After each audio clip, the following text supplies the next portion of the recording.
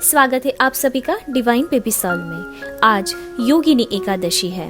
इस व्रत की कथा आज हम आपको बताने जा रहे हैं, जिसे हर गर्भवती माँ ध्यान देकर सुने और एकाग्रता से सुने, क्योंकि अगर आप एकाग्रता से यह व्रत कथा सुनेंगे तो आपके शिशु में आध्यात्मिकता का विकास अच्छी तरह से होगा।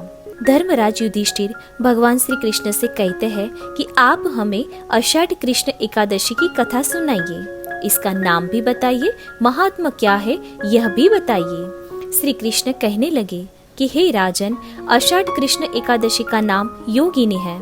इसके व्रत से समस्त पाप नष्ट हो जाते हैं। यह इस लोक में भोग और परलोक में मुक्ति देने वाली है। यह तीनों लोकों में प्रसिद्ध है। मैं तुमसे पुराणों में वर्णन की गई कथा कहता हूँ, जिसे तुम ध्यान देकर सुनो। स्वर्ग धाम की अलकापुरी नामक नगरी में कुबेर नाम का एक राजा रहता था। वह शिव भक्त था और प्रतिदिन शिव की पूजा किया करता था। हेम नाम का एक माली पूजन के लिए उसके यहाँ फूल लाया करता था। हेम की विशालाक्षी नाम की सुंदर स्त्री थी। एक दिन वह मानसरोवर से पुष्प तो ले आया, लेकिन कामासक्त होने के कारण वह अपनी स्त्री से हास्य विनोद तथा रमण करने लगा। इधर राजा उसकी दोपहर तक राह देखता रहा। अंत में राजा कुबेर ने सेवकों को आज्ञा दी कि तुम लोग जाकर माली के न आने का कारण पता करो, क्योंकि वह अभी तक पुष्प लेकर नहीं आया है।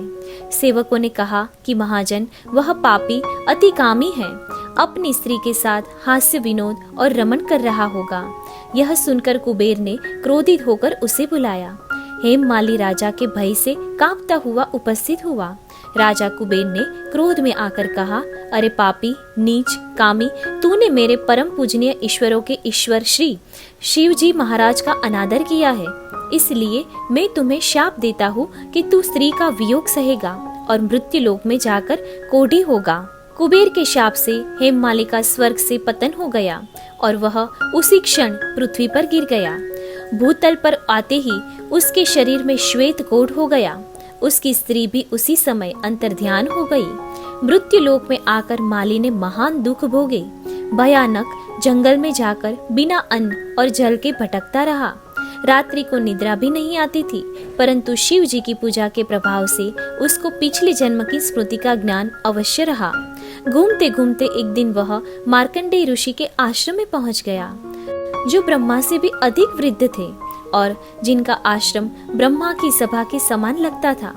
हेममाली वहां जाकर उनके पैरों में पड़ गया। उसे देखकर मार्कंडेय ऋषि बोले, तुमने ऐसा कौन सा पाप किया है जिसके प्रभाव से यह हालत हो गई है तुम्हारी। हेममाली ने सारा वृतांत कह सुनाया। यह सुनकर ऋषि बोले, निश्चित ही तूने मेरे सम्मुख सत्य वचन कहे हैं, इसलिए तेरे उद्धार के लिए मैं एक व्रत बताता हूँ। यदि तू आषाढ़ मास के कृष्ण पक्ष की योगिनी नामक एकादशी का विधि पूर्वक व्रत करेगा तो तेरे सब पाप नष्ट हो जाएंगे। यह सुनकर हेममाली ने अत्यंत प्रसन्न होकर मुनि को साष्टांग प्रणाम किया। मुनि ने उसे स्नेह के साथ उठाया। हेममाली ने मुनि के कथानुसार विधि पूर्वक योगिनी एकादशी का व्रत किया। इस व्रत के प्रभाव से अपने पुराने स्वरूप में जाकर वह अपनी स्त्री के साथ सुख पूर्वक रहने लगा। भगवान कृष्ण ने कहा, हे राजन, यह योगिनी एकादशी का व्रत 28,000 ब्राह्मणों को भोजन कराने के बराबर फल देता है। इसके व्रत से समस्त पाप दूर हो जाते हैं और अंत में स्वर्ग प्राप्त होता है। आप सभी गर्भवती माता को विनंती है कि आप योगिनी एकादशी की व्रत कथा जरूर सुने, लेकिन इस दिन आपको उपवास करना मना है, क्योंकि ड्यूरिंग प्रेगनेंसी भूखा रहना शिशु के स्वास्थ्य के लिए हानिकारक साबित हो सकता है। आशा रखते हैं कि आपको हमारी ये व्रत कथा जरूर पसंद आई होगी। धन्यवाद।